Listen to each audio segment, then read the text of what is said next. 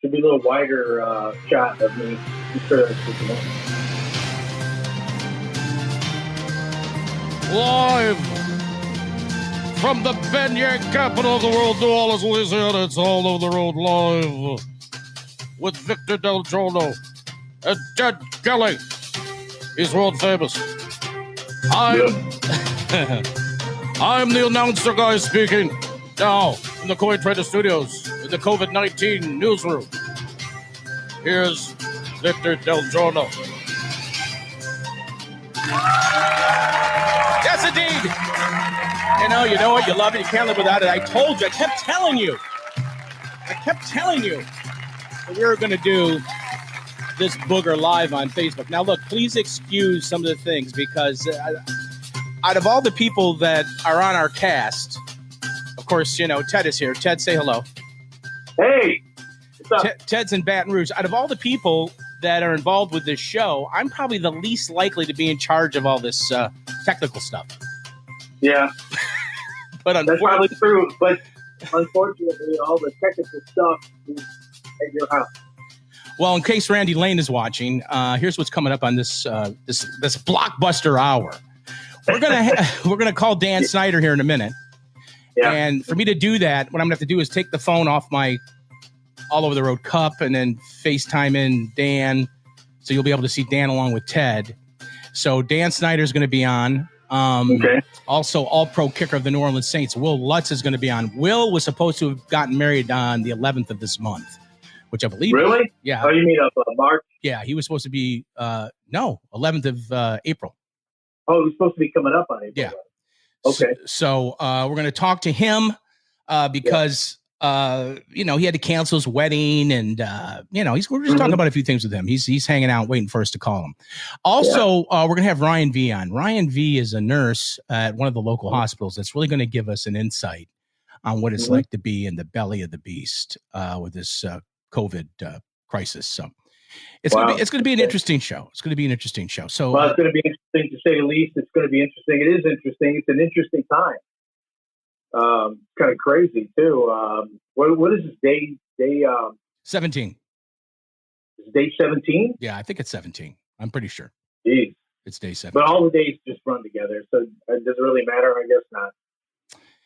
And it's been a little rough. I mean, I'm thinking also maybe I'm going to try to sneak a call into my granddaughter Harper, who I really haven't seen since this has happened, and has been a very, disappointing thing for me because Oh yeah. And Harper and I are pretty good buddies, and not being able to see her has been, very difficult. So we're going to give Dan Schneider a call. Of course, when you talk to Dan Schneider, when we talk to him, we're going to be telling you about his website, tunnelofhope.org. They're taking donations to fight the opioid crisis. Also, who's very involved with him, Ted, is Miss America, Camille. I can't remember her last. Do you remember her last name? Camille? Is it Schreier? Yeah, Camille Schreier. She is the Miss America 2020, and we're actually going to have her on a show pretty soon. So that ought to be really good. So we're going to have him on there. From Virginia, I believe, right? Yeah, she's from Virginia. And her she had a very interesting talent in the competition. We won't go over it now, but she has a very interesting talent and of course her cause is the opioid crisis. Before we get going, there's a couple organizations that I want to mention. First of all, I want to thank all the first responders, all the people working in the hospitals, people that are working in these restaurants that are helping us with, takeouts. The ones that are unemployed right now, our prayers and thoughts are with you. Hopefully this thing, but you gotta practice this social distancing. You just can't, you've got to do it, and there's a lot of people that aren't doing it. We went to the Costco the other day and I wore my mask and my gloves. Every time I go out, mask and gloves. There's all kinds of reports of people of all ages getting this thing. So, it's not going to go away as long as people don't cooperate. But some of the people that are really making a difference, Feeding America, you can make a donation or learn more about them at feedingamerica.org. Also, First Responders Children's Foundation, which is first, the number 1, strcf.org.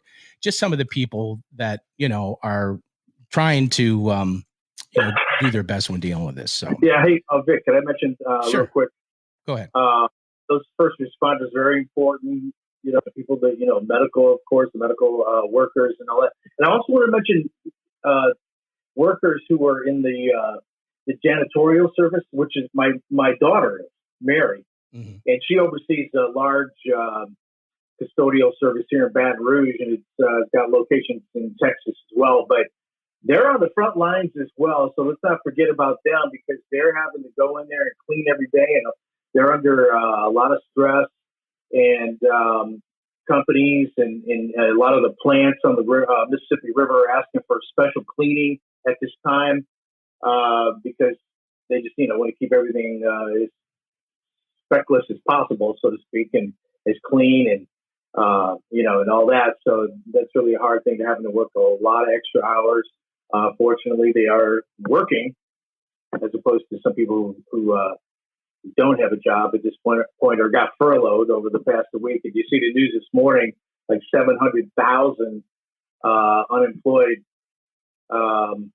in the U.S. just in the last month, 700,000 total. And then it was how many unemployment requests were made yesterday? It was a record set. It's just crazy. And right now you got to rely on your faith, your friends, your family, and do the best you can. Excuse me? And hang in there. Sorry about that. Hang in there and do the best you can. Well, it's this has never happened before, so you just got to make the best of it. That's all you can do. I mean, there's not a whole lot you can do. I think the things that you said are great things, and whatever you hold near and dear, those are the things that are important. Now, I'm trying to, get Dan on here, but you told me how to do this. You do the effects. How do you do? Okay, so I hit effects, and then I this is what I got. I mean, you slide up on your phone. Oh, a slide up. Caller. Oh, I got to slide up. Oh, I see. From the bottom, yeah. Okay, so now you got to add a person. Add a person. There you go. Yeah. Okay, hold on. Yeah. Let's get Dan. Then, Dan's expecting our call. Let's see, Dan Schneider. That's good. I saw where he posted on his Facebook page just a few minutes ago. No, look, I'm pressing on it. Nothing's happening. What kind of show is it? Oh, here we go. Here we go. I know there you go. That. You can see that.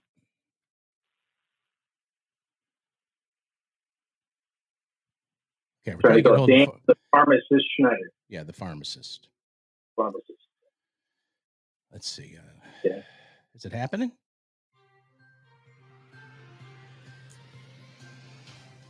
It says waiting. This is live. We're Facebook. waiting for Dan to answer. Yeah, he posted on his Facebook page just a few minutes ago that he was going to be on. It's not calling him though. It just says waiting. It just says waiting. Whatever. Why is it doing that? Nick is watching. Nick, why is it doing that? Oh, we also would welcome your comments on Facebook.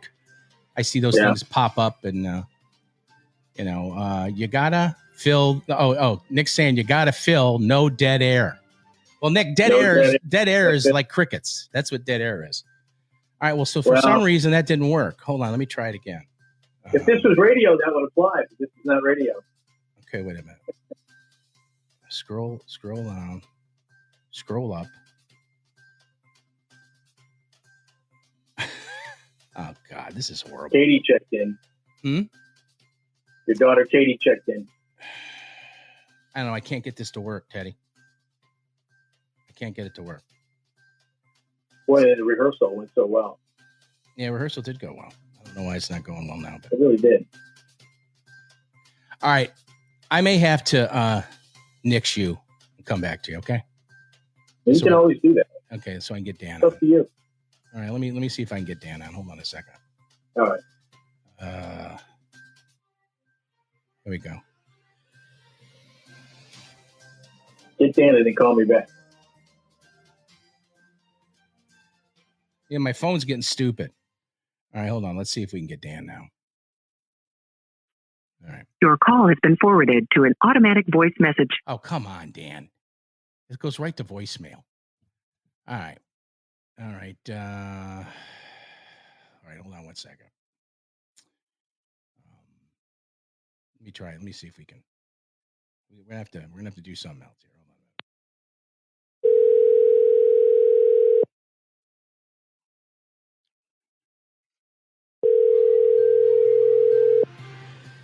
I love this music. Don't you love it?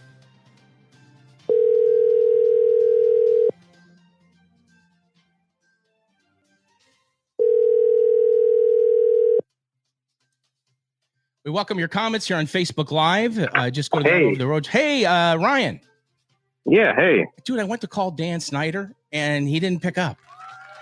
Oh, no. So I had to push you up. Because we can't have, we can't have this. We can't have this, big old. Right. You know what? Yeah, no problem. You know what? No problem. Okay, so Ryan V's on the phone with right now. Ryan is you are what would be your official nursing capacity?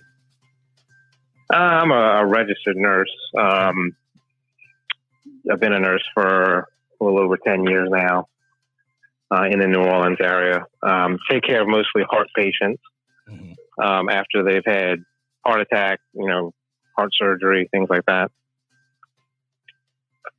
And you were getting ready to work in a COVID-19 unit, correct? We want to know what is it like going to the hospitals?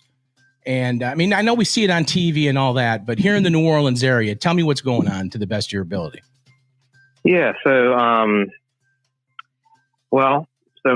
this all started about 5-6 weeks ago. We started hearing about it a lot in the news that it was in China. And then, so the hospitals kind of started to gear up and prepare that it could come here. And the hospital that I work at in New Orleans was really one of the first hospitals in the area to have a positive patient. Dan, if you're watching, hold on. Dan, if you're watching, as soon as I'm done with Ryan here, let me call you back, okay? Because Dan Snyder's clicking in right now. So. Oh, okay.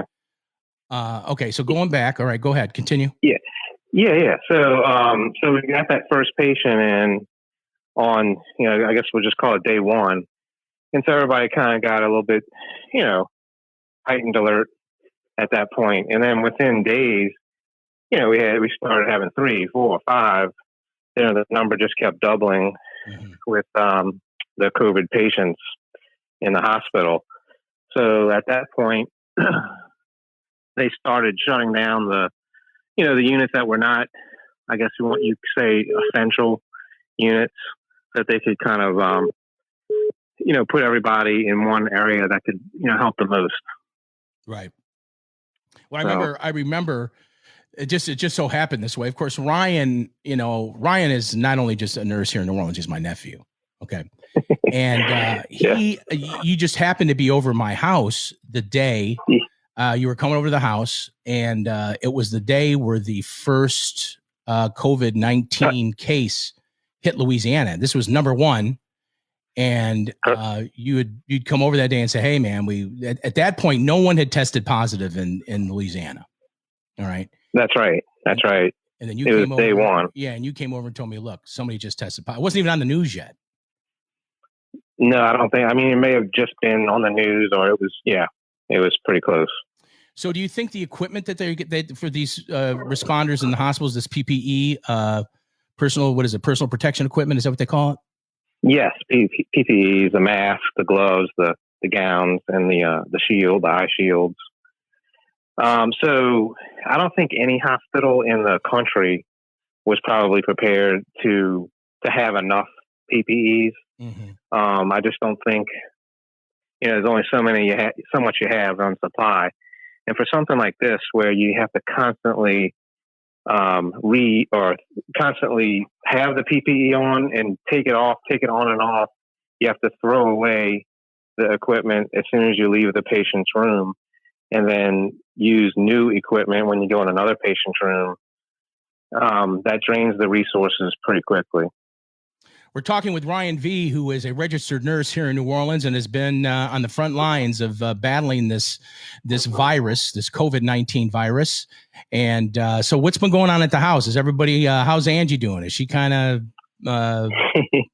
I understand you had some symptoms, correct? Yeah. So actually, as I was transitioning to the COVID unit at the place where I work, that day I started to have a low fever, and started to feel a little lethargic. My breathing was a little off. So went home. The next day I still had the same symptoms, and by the time I tried to go get tested, it was too late. in the day because these tests are only, you don't get there early in the morning. There's long lines, and you have to wait till the next day. So finally, on that third day, I went and got tested, and they said 3 to 5 days for the results. So finally, on the fifth day after I got tested, I got the call, and they did say that I was negative, which was kind of a surprise to me, being that I had most of the symptoms. I had 4 days of fever, low fever, the weakness, the fatigue, the slight trouble breathing and coughing. So, it was kind of iffy. I didn't know if it was just some other respiratory virus or if it was COVID. Of course, you're thinking it's COVID, so you're isolating yourself. You're not coming out of the room, and it's, you start thinking the worst. Is this going to get worse, or am I going to make it, and all that? So I was a little relieved. Mm-hmm. However, my doctor was telling me that there's a lot of false negative test results with the swab that they stick up your nose. So, that's kind of where I'm at right now. I don't know. My swab says I'm negative. My doctor thinks I was positive and thinks I had a false negative. So that's where I'm at right now. You're feeling all right now? Now I'm feeling all right. I mean, it's been about 12 days, almost 12 days, maybe 11 days since this all started. You hear the round of applause you're getting, don't you? You hear that? A little round of applause? Oh, no, that's great. Yeah, because you feel better. All right, man. Yeah, I am feeling better. Stay safe, whatever you do, stay safe. Yeah. And can you keep us posted on a few things? Yeah, definitely. I'll be going back to work on Monday, and I guess I'll be back, trying to help these patients, the COVID patients. I'm hoping that this thing doesn't last too much longer. You'll go get them, baby. Be the man. All right. Okay. All right, Ryan. Be safe. Okay. Our prayers with you and your family. Okay. Yeah. Thanks for being on All Over the Road New Orleans Facebook Live today. One of many. Okay. Thank you. Thank you, buddy. Have a great day. You too. Many of you know, last week my third grandson was born, Wesley Andrew Boble. It's Nick's little boy, and we're very thankful that he's very healthy. He's doing extremely well. And as a matter of fact, a lot of people don't know this, but my daughter Emily was in quarantine here for a good while, a little bit before it all came out. And we have every reason to believe that she had it, but God was graceful and faithful, and the child is completely healthy, and we're, absolutely glad to hear that. So, okay, let's see if we can get back with Dan Schneider here. Get him on this thing. Dan Schneider, of course, is the main subject of the. There he is. There's Dan. Dan. There we go. Finally got you. How's it going? I didn't know what buttons to press. You and me both. Let me see if I can set you. Oh, you're spinning, Dan. You're spinning over here. Okay, hold on. Let me get you on here so people can see you. Dan Schneider is, of course, the man that is fighting an opioid crisis. That's his cause. He was the main subject of the Netflix docuseries called The Pharmacist. And Dan, thanks for the T-shirt. I know. I should have worn my Pharmacist. I was wearing it yesterday. The Pharmacist T-shirt, and it looks pretty good. Are you hearing me okay, Dan? Yes, I am. Okay. All right. Try not. Okay. You got to turn my computer down. Okay, go ahead. I'm all right. You can't have it blaring. Okay. All right, Dan. So we had talked off the air, and you had told me a little bit about. And I can only see half your face. Can you get your whole face? All right. Let me see if I can. There you go. Because you got a good looking face. How's Ann? Everybody's good? Well, I don't know about good looking, but anyway. You're good. So you said that there were a couple things that you wanted to talk about in regards to COVID-19, and I didn't ask you about it because I know that it's going to be good. I said, well, let's just wait to get him on and see what is. So what do you make of all this? Well, it's quite an unusual situation, which is why we're on Facebook now instead of maybe being in your studio. Right. But it's everybody's life seems to have changed, and although I'm still working on my cause, we having to take some time for this COVID-19 or coronavirus. Okay, there's a few comments that I want to make, kind of like you might say public service announcements, sort of. Go ahead. Okay, number one, we are concerned from my perspective with the drug situation. We're really concerned with the stress right now that's going on, and a lot of people who maybe are in recovery that they may relapse or they may start using more drugs. Right. Okay. And so we want to get a message out there for not only to maybe the potential addicts, but maybe their family. Keep an eye out on somebody who has had a drug problem. Okay. And you can go to a pharmacy, any pharmacy, and assuming they have it in stock, they can issue you some Narcan, which could save a life if you happen to have it and somebody overdoses. We really think that the overdose death rate right now is going to go up. Okay, so one way to combat that would be having Narcan. I also found out something interesting about Narcan just recently. Somebody actually told me this. I didn't know it. And in a low dose, it's called naltrexone, and it stimulates the immune system. Mm-hmm. So a lot of people who have weakened immune systems that are concerned about this coronavirus, they can take this naltrexone. Now, I don't think it's a magic bullet, but they are giving it to people who had transplants and have their immune system reduced. It's supposed to stimulate the immune system. So you can get a doctor would have to write a prescription for that, but you can get naltrexone 50 milligrams. Right. So that's some of the things that I wanted to see. I made some notes here too. I'm trying to look at my notes. Okay. Also, I wanted to say this. Okay. Obviously, everybody's saying stay home. I want to reiterate that. It's important that the best battle we have, or the best tool we have right now, is just social separation. Stay at home as much as you can. Not intermingling. And then I also want to mention this drug called hydrochloroquine. Right, I was going to ask you about that. Yeah, they're talking about it that may have some effectiveness, and I'm okay with that because, I can see it doesn't really cause any harm, and it may or may not work. But we do have an issue here. This is another thing. It's a shame when you mention that this thing might work, everybody wants to go out and buy it. Mm. They get their doctors to call them. You need a prescription, okay? And all the pharmacies are out of it. Okay. Yeah. And this was supposed to be intended for somebody who actually had the coronavirus. Right. It's not a preventative thing. It's something you take. I mean, when you're in bad shape, you take it. That's right. But this preventative thing, all of a sudden, people are hoarding this thing up, and then nobody who really needs it can get it. Right. So please try to exercise some judgment. Maybe the doctors might start exercising better judgment too. That these people should test positive, or at least have serious symptoms, okay, before they actually try to get this drug, assuming you can even get it, okay. But I think it's worth a try for somebody who's in a bad situation. It's going to take a long time before we have tests to prove how effective it is, but I haven't heard any negatives yet.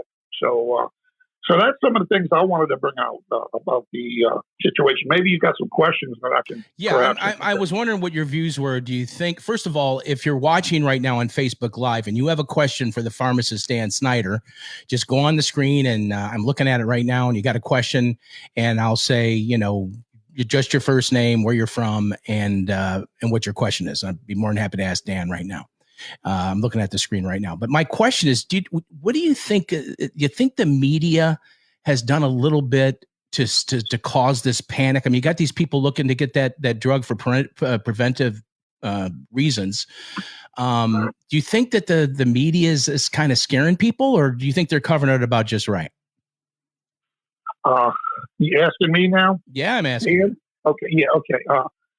I got kind of mixed feelings on it. They kind of went up and down. Sometimes they've been under, sometimes they've been over. I think they're starting to get it just about right. I mean, let's face it, this Dr. Fauci, okay, he's got some pretty serious consequences. And even Donald Trump now, who originally kind of took this a little too easily, okay, and now you can see the seriousness in his face, and he's definitely letting these two doctors speak almost for him. Okay, and I don't know if the media can overplay that. It's grim, but it's honest. And all we can do is maybe pray, and we can try to keep ourselves healthy and keep the social separation going. So I know that's not a direct answer, but I think there's been times when they overplayed it, times when they underplayed it. But I think right now it's pretty serious, and most of them are getting it just about right. Okay.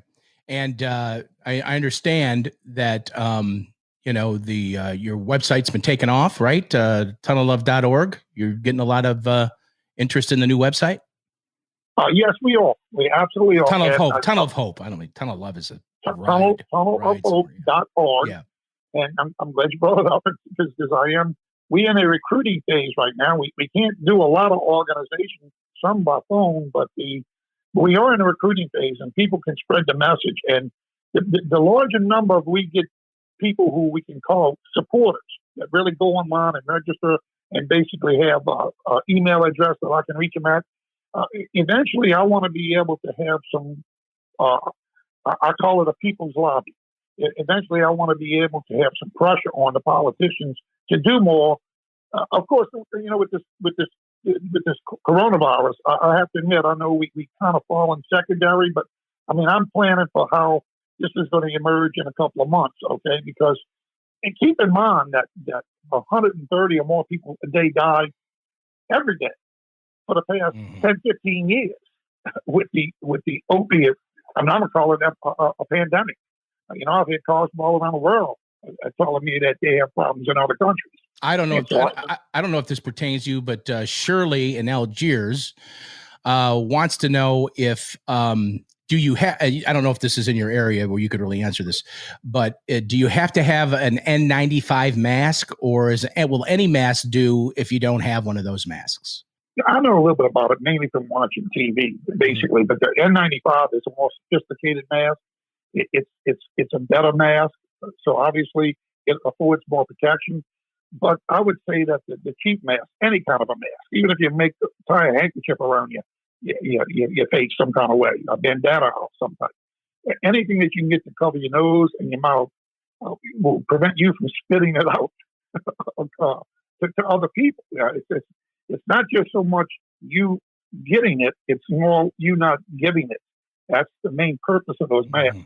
But the 95 mask is definitely more effective. But the other one, I would say, is I don't know if it's 50 or 80% is effective, but both are good. The other thing I wanted to ask you too is I've heard that they're saying if you have symptoms, do not take ibuprofen. Have you heard that? Exactly. Yes, I have heard that, and I've tried to get as much info on that as I can. And what's the deal with that? Why? Well, it seems it's anecdotal again, but it seems as though if at a certain stage, if you take ibuprofen with the corona, if you have the coronavirus and you take it, it seems to speed up the attack on the lungs. It has something to do with the anti-inflammatory thing, which seems like it would help, but in this case, it doesn't. There's some science behind it. The way I would say is this: even if it's not the case, there are other drugs that you can take instead of ibuprofen. I mean, if you can handle aspirin, aspirin's a miracle drug. Yeah. Okay. If you can't handle aspirin, there's a few Tylenol. Okay, for fever. Okay. So I would avoid ibuprofen. Now, if you have no symptoms and no indication you have it, it doesn't really make a difference. But if you get close to knowing you have it or you test positive, I would avoid it just to be on the safe side. Okay. And now we were talking a little bit earlier today. You said that Miss America. We disconnected him. Are you there, Dan? Yeah, I'm back. We kind of lost each other. Just a couple more minutes. I'll let you go. Okay. Miss America, Camille, what is her? Shriver? How do you say her last name? It's Shriver. It starts off spelling just like mine, SCH. Okay. RIER, I believe it is. Now, tell us a little bit about her and your relationship with her, because it was very. Well, it's really a strange situation. Believe it or not, the way I contacted her, one of the ways I have is I had to get an attorney when I signed my contracts to do this Netflix thing. And I picked an attorney called named Suzette Toledano.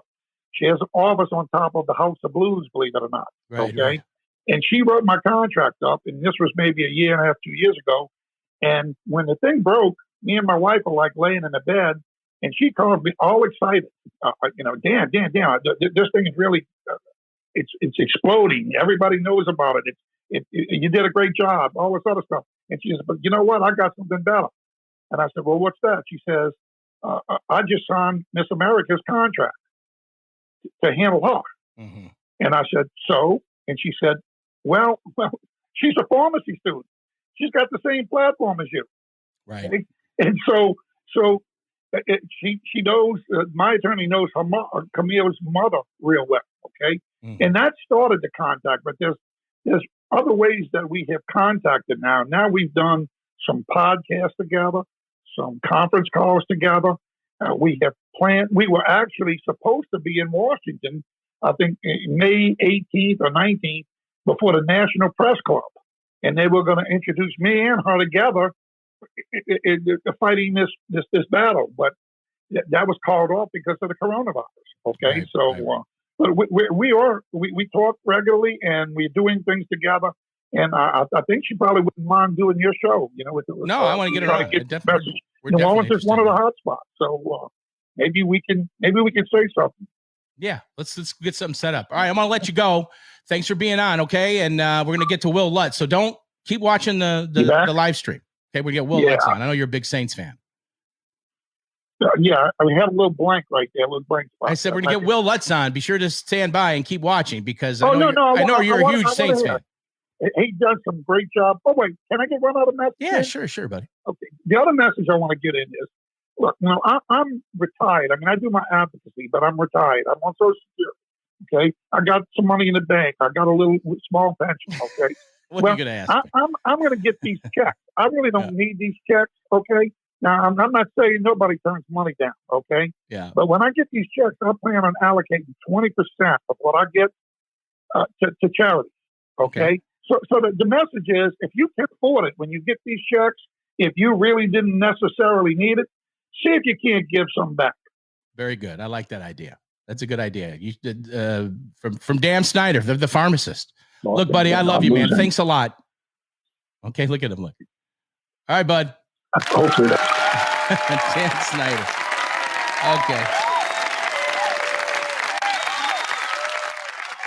Sarah Pena is someone that knows a little bit about stuff. She just commented on our Facebook page that, yes, it is true about the ibuprofen being something you don't want to take because she says you will bleed out on ibuprofen faster than you will on like Tylenol. So that's what she says. Also, social distancing is something that, from what I understand, the governor has been really, hot and heavy on this, that it hasn't been something that people are actually, really abiding by. So if you're not doing that, or if you know someone that's not doing that, make sure you do it. I know this has been very painful for me because I got a brand new grandson I have seen once. My two grand boys, 2.5-year-old guys, I haven't seen them. I miss them. And of course, one of my best friends in the whole wide world, Harper Grace, my granddaughter, I have also not had a chance to see. And it's been a little bit tough. All right. So let's see if we can't get Will on here. He's standing by. He didn't want to FaceTime, so. Katie's watching. Katie, part of the program. Hello. She loves Danny. Hey, Will. Victor Del Giorno. How are you? Good. What's up, guys? Oh, man. We're just, doing a little live Facebook action here. We just had Dan, the pharmacist, on, and we had a nurse on that has been in the belly of the beast with this COVID-19. Now, of course, in case you don't know, people that are watching on Facebook, this is the all-pro kicker for the New Orleans Saints. He's money. I think he's the best in the business. Let's give him a big hand, Will Lutz. Is that a real crowd? Oh, yeah, it's a real crowd. Well, they're a distant crowd, Will. They're a distant crowd. We're trying to work out some of the kinks here, doing this thing live. So tell me what's going on. I know you were supposed to get married on April the 11th, right? Yeah, which we unfortunately had to postpone, but we get it. Health is most important, especially with friends and family being involved. So, obviously it was a frustrating time, but we understood. And at the end of the day, we're still going to get married. So we try to have as much of a positive outlook on that as possible. But other than that, not much is going on. I mean, just as much as everyone else right now. So just trying to cope with the changes. What is your fiance's name? Megan. So now, the wedding was supposed to be here in New Orleans, or was it somewhere else? Yeah, we were doing a New Orleans wedding. We met here. So, with me being from Atlanta, her being from Destin, we figured no matter where we had it, it was going to be a destination wedding for people. So we decided to do it in New Orleans. So now what does the venue tell you? They tell you, look, we're going to call you when we can do it. Is that how that works? Well, unfortunately, they're booked out for the rest of the year because they had their normal bookings. And, right. They can't really make special changes for that. But, we'll find a venue. I'm sure we'll find someone who's open, whether it's the one we chose in the first place or a new one. But we'll make it happen. So what you been doing while this thing's going on? You been doing any kicking? Have you kicked the football lately? Well, I have kicked a few times. I've been fortunate that I've had access to a field alone, of course. But it's been tough, that's for sure, because so many people have said no to even allowing, high schools and, Tulane is completely shut down. So it's been tough, but I've been trying to make the most out of it, whether it's training in my backyard as far as, some type of little cardio circuit or whatnot. But it's tough, but, we're all going through it together. So I'm not the only one. Well, if you ever want to kick him and need somebody to catch him, I'll catch him for you. No, there we go. As long as you're at least 50 yards away. 50 yards is more than 6 feet. So How hard can it be? How hard can it be? It's like judging a fly ball. Not hard at all. So you heard from any of your teammates on some things that they got going on, or some things that might be interesting to know? As far as what's going on with the coronavirus deal and quarantining? Yeah. Is that what you mean? Yes. Yeah. So, we try to keep in touch as much as we can, especially, we just did the new CBA, so there's a lot of conversation during that. But, like I said, everyone's just kind of trying to make the best out of it. And, everyone's being positive because there's a lot more than just us involved in this. So, some guys are fortunate to have a home gym. They can use that. But, we're bouncing ideas off of each other as well. So we're just trying to be in the best shape possible when the time comes that we can get back into the facility. Tell us a little bit about your foundation. So I do not currently have a foundation myself, but I do partner. I work both with Team Gleason. I've done a few matching deals with them as far as, I did for a couple of years. I did every field goal. I donated a certain amount and fans could match. And we're actually running a deal on Monday night. They're replaying the game that Steve blocked a punt, and they're going to have a matching deal going on there. I don't have all the information for that right now, but so we do have a deal going on with that Monday. And then I work really close with Morstead's Foundation, which is What You Give Will Grow.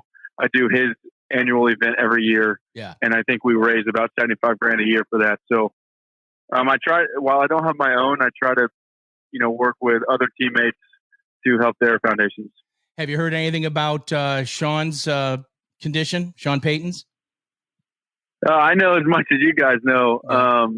Fortunately, he's healthy, and he's been cleared. He's been retested and been cleared of this virus. But I know I thought it was very cool what he did. He made it known that he did have it, and he made it a point to people to be, not necessarily live in fear, but we got to be cautious of this thing. So I thought that was cool that he used his platform when, he could have easily kept it quiet. And so, but he's good now, and he's reached out to all of us and said he's healthy and just waiting for the next move. Is he nice to you, Will? Sean? He can be a little scary. Definitely be a little scary. When he talks to me, it's probably not a good thing. Not that it's often, but probably every time you miss, which isn't often. Yeah. Look, he is very positive when it calls for, but like I said, if he's dealing with a specialist, it's probably not a good thing. Well, look, we really do appreciate you being on here today. And we hope everything works out with your wedding and everything. And maybe as it gets closer, as time goes on by, we can have you on the program again. We'll have you on one of the podcasts when we record things and it's not so hectic. How's that? Yeah, gladly. I appreciate you guys having me on. Okay. Let's see. I think that's it. There's some questions coming along in front of the screen that, okay. Let's see. What was one of them? Ask him about the first season and the kick sixes. What are those? What does that mean? Oh, okay. That's a fun topic for me. Let's see. So my rookie year was kind of rough. Unfortunately we didn't have a good season as a whole, but unfortunately we had a few kicks that were blocked that which is, I've never seen this happen. We had 3 kicks blocked and all 3 returned for touchdowns. I've never seen that happen. And unfortunately, when a kick does not go in, I'm the first one to blame. So I happily take all that blame. But I think the best thing about that year and those 3 kicks is, I was able to grow from it and I was able to find my weaknesses. And fortunately, it was a losing year. Not fortunately, but fortunately, it did not, change our season. It wasn't our year that year, and I was able to take those mistakes and grow from it. And I would say that I've been pretty successful the last few years since then. So it was a learning curve. It was a learning curve for me. Wasn't one of them an extra point that returned? It was 2 points or something. Was that one of them? Yeah, see, that's the thing. What people don't understand is that guy jumped over the line to block a kick. There was nothing I could do about that. So while that is tied to me, I get it. I understand. But that's one of those freak things that, unfortunately, it wasn't our year and things didn't go our way. And that was one of them. There's nothing you can really do about that. Who cares what they think? Man, you're a great kicker. You're the best kicker. Yeah. You're the best kicker. Morton Anderson was pretty good, but he's never had a pretty successful career. But he never kicked in any meaningful games. That was the problem with him. I think when you first started, this is my non-expert opinion. I think when you first got started, you were kicking it kind of low because you got a big leg and you like to drive the ball. Correct me if I'm wrong. Am I wrong here? You want to drive it, right? Especially on the longer field goals. Yeah, I mean, of course, on the longer field goals, you do like to drive it. But, sometimes my miss hits, the ball come out a little lower. That's my miss hit. But fortunately, I fixed it since then. So it's been fixed, I think. We haven't had many blocks since. We watch all the games over here in Lakeview. And, I live right down the street from your friend Dave. I live right down the street. Okay.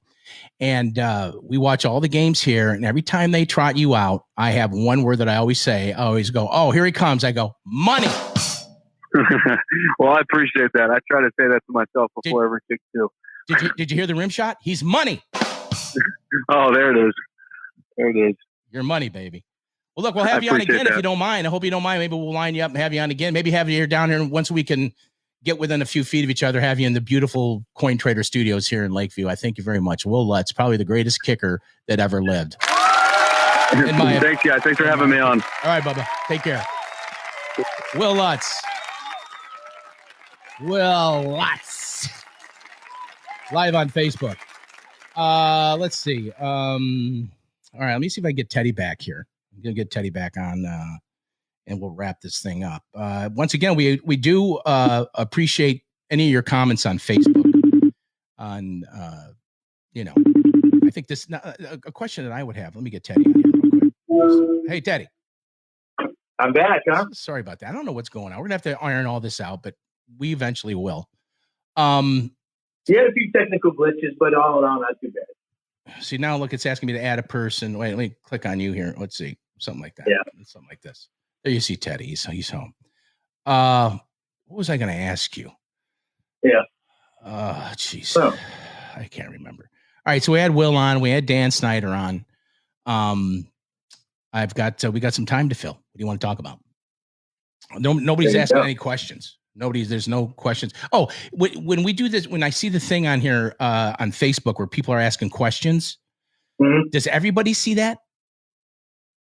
Or is just I'm seeing? Everybody who's watching you live, yeah, they can see all the questions coming in. Okay. Yep. Because I see all the questions, all the comments. Because there was one when I was talking. There was one. 20 viewers right now, I guess. Not too bad. There was one. There was one when I was talking to Dan Schneider where I kind of made one up. Yeah. I made it up. So when I make it up, they know I made it up now, right? I'm hearing that you can't see you. All right, here you are. Yeah, I guess if they're paying attention to it, yeah, they would know you make that.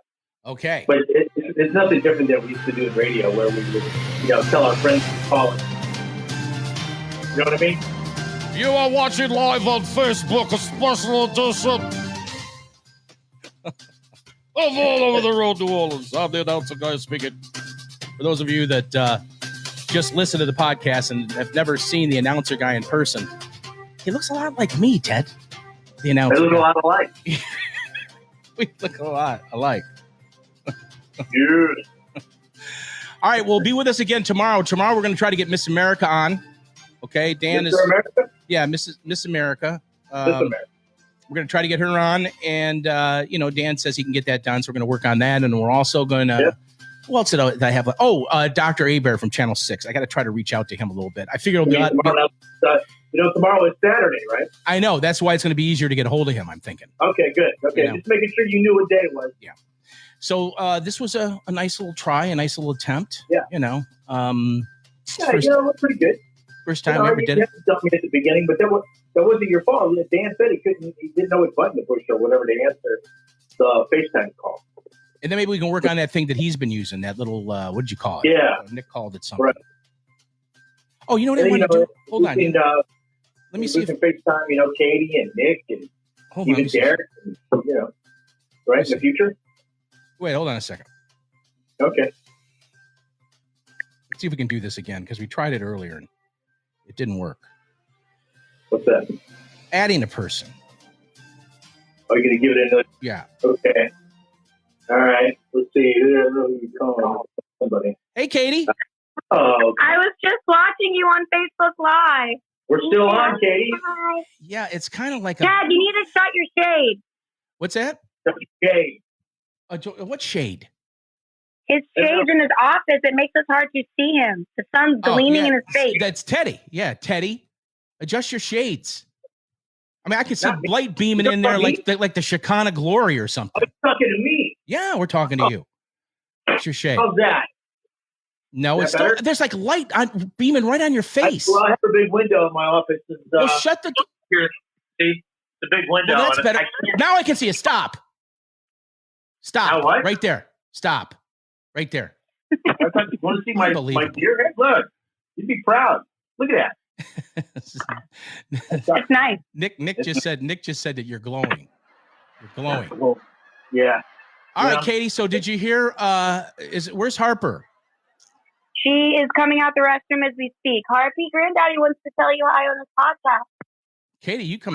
There's my granddaughter. Hey, babe. It's me, your granddaddy. You're on live on Facebook. I've been talking about you. How I haven't had a chance to see you, and I miss you. She doesn't know what to make of this. she's choking. Harper. Choking under pressure. So, Katie, what do you think? When's going to be the next time we can do a show, you think? When everybody asks me these types of questions, I just respond with, I don't know. What do you think of our coronavirus music track? It's a COVID-19 special from the Queen Twitter newsroom. Here's Katie Bellerino. Yeah, I love that. That's great. Yeah, I'm sure you do. That sounds great. What's going on, Goose? This was a really great show. I felt like it was extremely informative. I loved it. Well, you loved it. Yeah, no. There you go. It was a show. I promised to do a show live tomorrow. I think Teddy, I might just go on by myself and just yap. I don't know, maybe just tell some jokes. Well, nipping myself. It's your show. People go live all the time and just answer questions. If you let your fans know what time you'll be live, they can tune in and just send in questions. Right. Erin says she really likes the music, the COVID-19 news music. We paid good money for this. That's great music. She also says Katie needs a fan.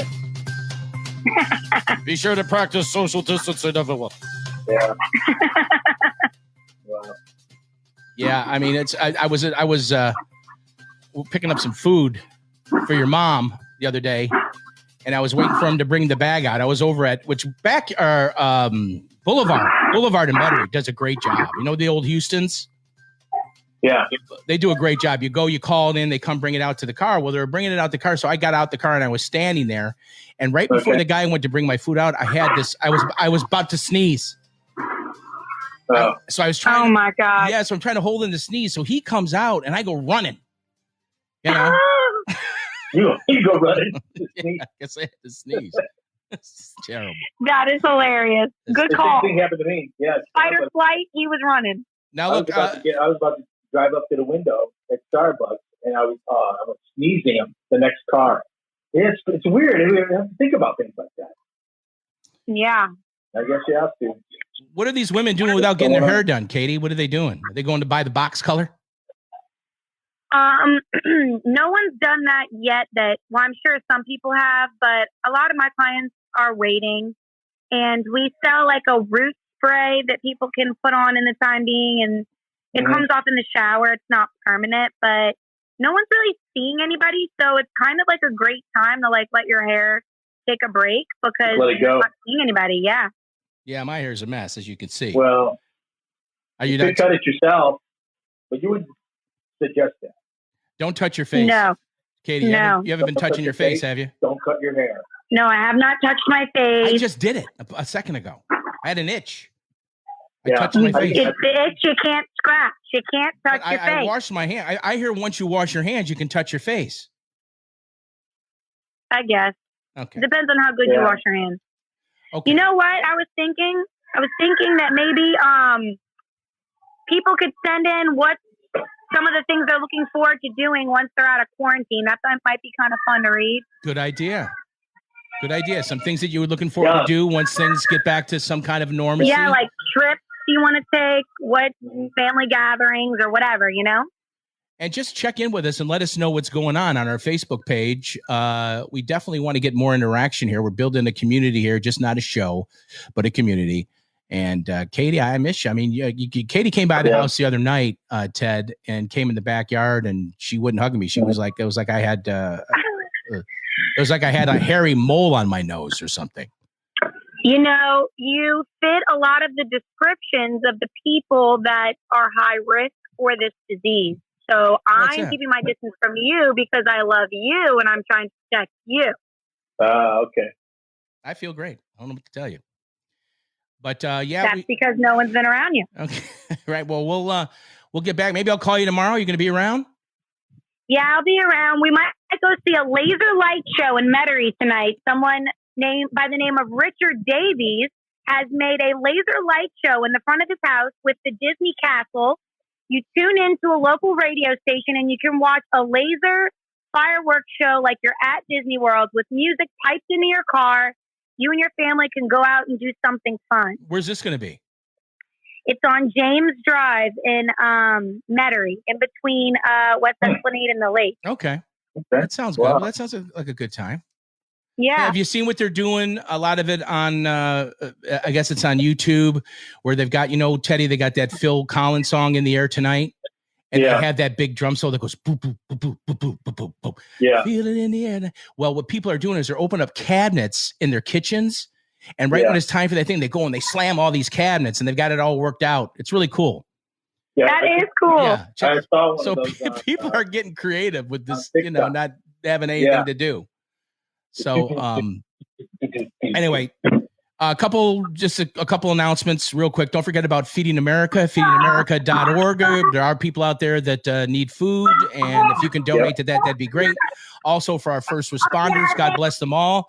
First Responders Children's Foundation, and that's first1strcf.org. Do what you can. Don't forget to continue to keep supporting your local churches.